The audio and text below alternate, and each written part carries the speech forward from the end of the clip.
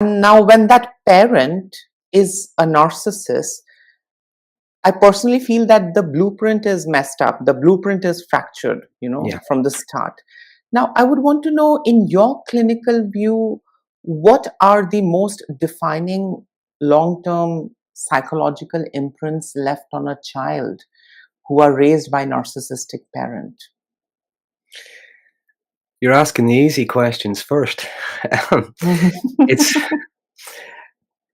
within a narcissistic family, if you think of narcissism, it's an incredibly predictable kind of personality and how they behave and so on, and yet it can be very, very complex.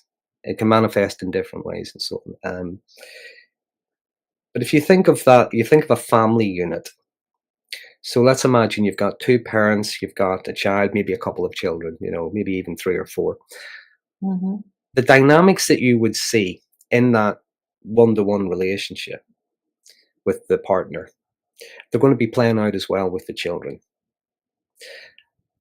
Quite often with narcissism, you have this, apart from all the entitlement and this belief that they're special and so on, they really need this constant affirmation, this constant attention, this constant love.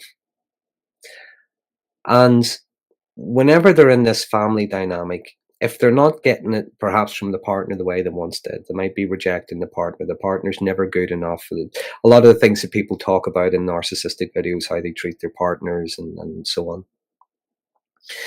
With the children, what you often find is, maybe with one of the children in particular, the child becomes like a pseudo partner, if you will, a surrogate partner.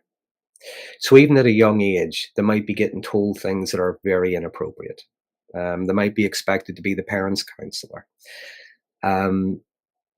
What you often find as well is whenever a child might have a particular role, other roles might be assigned to the children as well. Other times the children are just going to take on roles because of how they're being treated. Now, depending on the role, these interactions, these behaviors, and how they learn to manage the world, how they learn to manage that interaction with their parents, with the narcissistic parent, even with each other, as I'm sure you are, a lot of these things are going to carry on into adulthood. So, for instance, you might have had the child who was commonly referred to as the golden child, the child that was separated from the others and was special. So that child might grow up believing that they are special and entitled and so on. You'll have the child who might have been blamed on all the family's misery. They were at fault for everything, commonly referred to as a scapegoat. You might find that child growing up, and that child might be, they might get into trouble, because they think it's their lot in life. Could go the other way.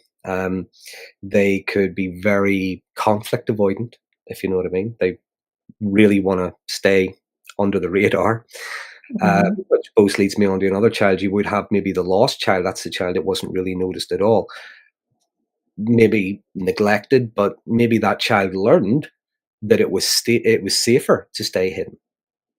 They didn't want to do so well that they were going to outshine the golden child, because there was going to be conflict there. There was going to be scorn, ridicule, bullying, things like that.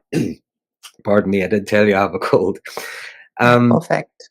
but they don't want to do so badly either that they end up the scapegoat, responsible for all the misery. They've let the family down and so on. So the child is learning to stay hidden in plain sight. They're doing really Mhm. well, but not too well, not badly either. So you might say that child would be reading, doing solitary activities, playing alone, things like that, just sitting in the room, listening to music, whatever. And again, as they grow up, it's not that they don't have interactions, it's not that they don't have friends or anything, but again, they kind of stay hidden in plain sight. They don't like conflict. They don't like putting themselves out there too much. They wouldn't necessarily put themselves up for a promotion at work, that sort of thing. They don't necessarily like attention, especially negative attention. So there are so many different avenues you could go down in how narcissistic parents affect kids, but I think a lot of the time it's going to affect their adult relationships as well, because they haven't maybe had a healthy relationship modeled for them.